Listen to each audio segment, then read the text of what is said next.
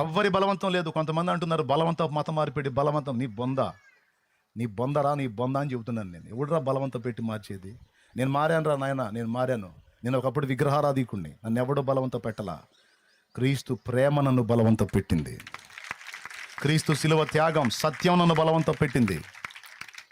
ఆ ప్రేమను బట్టి, ఆ సత్యాన్ని బట్టి, ఆయన మమతను బట్టి, ఆయన త్యాగాన్ని బట్టి, ఆయన నీతిని బట్టి, ఆయన మాదిరిని బట్టి, ఆయన పవిత్రతను బట్టి, దేవుడు అంటే ఇది కదరా, దేవుని పరిశుద్ధత అంటే ఇది కదా, దేవుని త్యాగం అంటే ఇది కదా అని అర్థమయ్యి ఆ ప్రేమ నన్ను బలవంతం పెడితే మారాను నేను. ఎవడు నన్ను బలవంతం పెట్టే దమ్ము ఎవడికి? సువార్త చెప్పడానికి నా దగ్గరికి వచ్చే దమ్ము ఎవడికి లేదు. ఒప్పుకోను, నేను వినటానికి ఇష్టపడలా.